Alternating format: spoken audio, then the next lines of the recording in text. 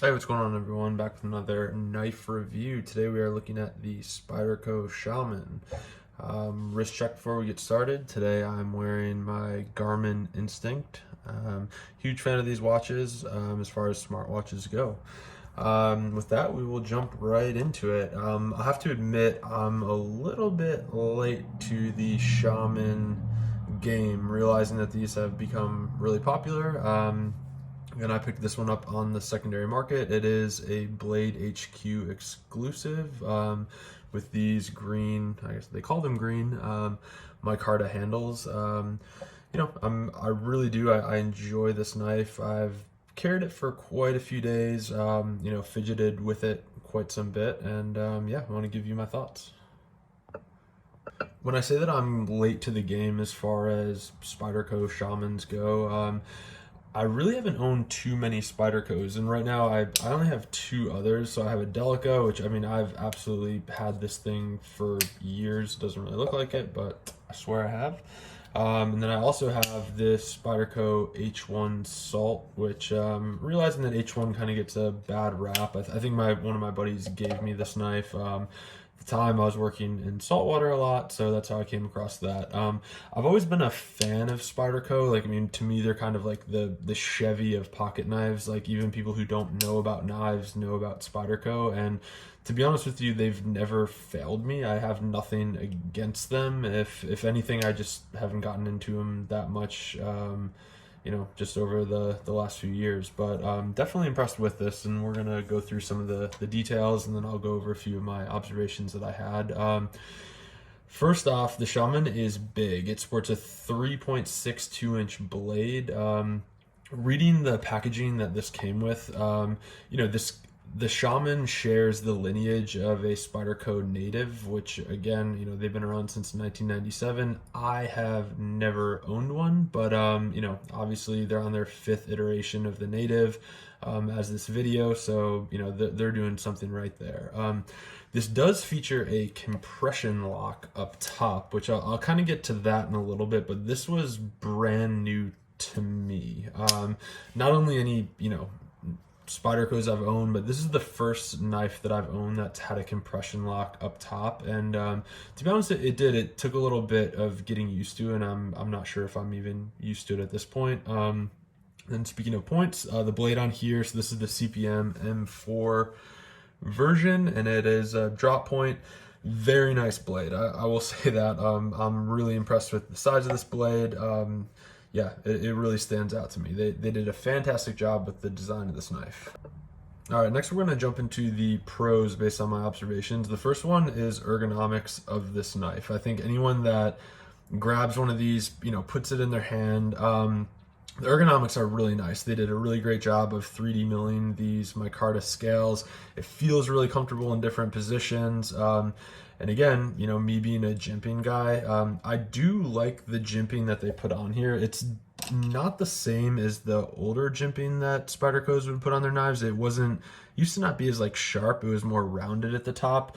This one is a sawtooth design, but it's a very shallow sawtooth. So, I'm actually really happy with that. I didn't know how I would like it. And then I also love the fact, again, speaking of choils, this has a very usable choil, and they continued that jimping on the choil, which is great, whether your hands are, sweaty, gloved, whatever. Really happy with the ergonomics that the Shaman has to offer.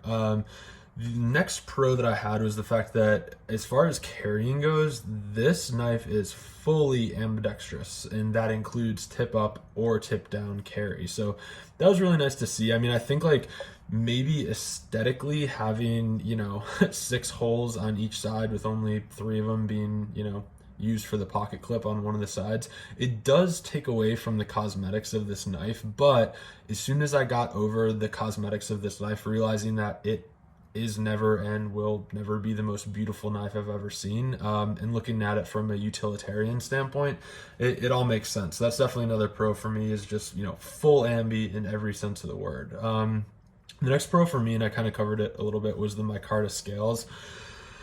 I haven't gotten this thing wet yet or had sweaty hands using it. But another point that people who pick this knife up that, have never seen one before, and myself included, these scales feel really nice. Like there's almost like a little bit of like lubricity to them, but not in a bad way. I'm still very confident in my grip. I think like where you want to have grip in real estate, I feel confident in it. That being my thumb, my pointer finger, and then kind of wrapping here. It's very comfortable. Not many hot spots at all.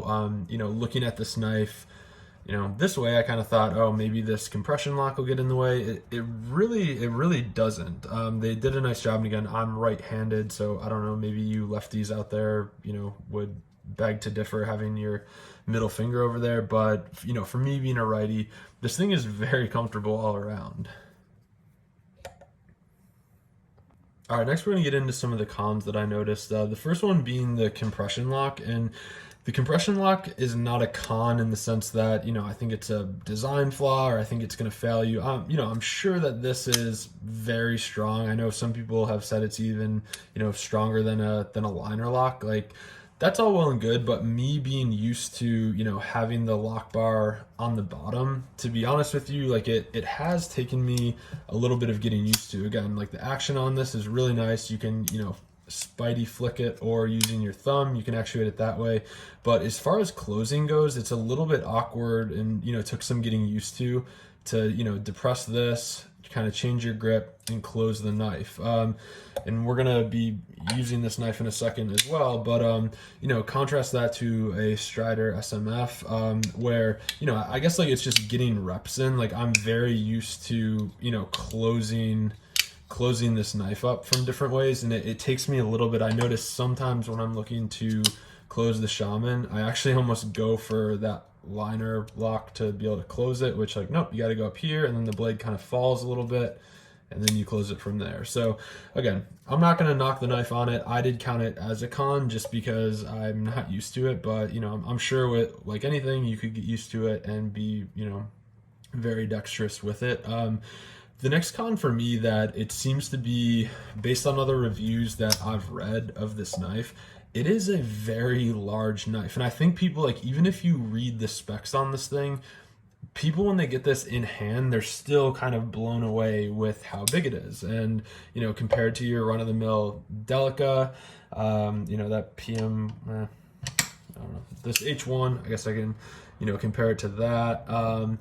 It's a very like fat knife, has a big blade on it. I mean, this H1's a terrible example because no one really has this nor uses it, but even compared to an SMF, which the SMF is just like the mother of all knives kind of thing, this is a very large knife. And with that, I wanted to speak a little bit to that, because depending on what knife you're carrying, and I'm gonna be honest with you, like I don't really care, but at the end of the day, like, this knife, I think an all-around knife, really great. But like say you're at work or something, you have to open up a box.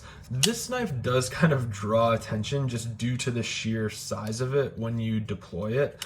And contrast that to like a Delica, which I feel like everyone's seen this before. It's very innocuous. It's small. You can do quick work and then shut it. So just realize that, like, if you get into this knife, which I think it is a very good buy. I love this knife. I'm definitely going to be holding on to it, but just kind of keep that in mind. Like, that has been, with every review that I've read, the resounding observation upon unboxing this thing is what a large knife it is.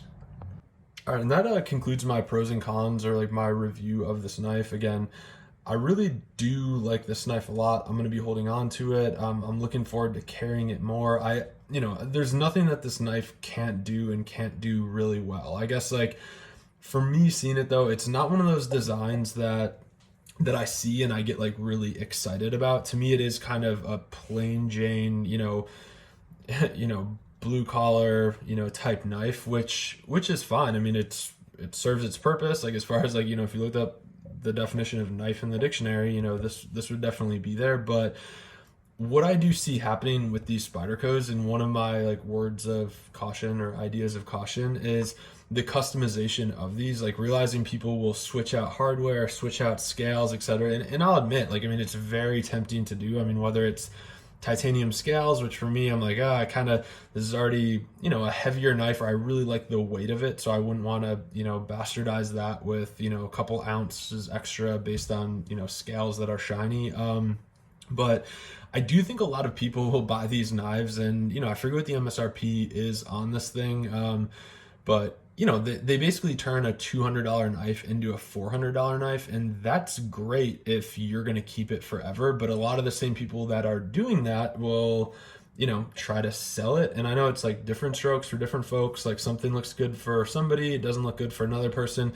I would just caution you on turning one of these into a $400 knife, because like anything, like customizing a car, something like that, you're not going to get that money back. And then it kind of defeats the purpose of having a knife like this. But if you are going to hold on to this thing, you're just like, yep, this is my knife, I'm going to customize it, this is going to be mine forever, I'm going to keep it, then that's fine. But do it with clear eyes, knowing that like, hey, like you're actually, I mean, it's kind of like whatever, like people putting like diamonds on their Rolex, like it actually serves to take away from the value of the knife, I think, unless you're going to be keeping it forever.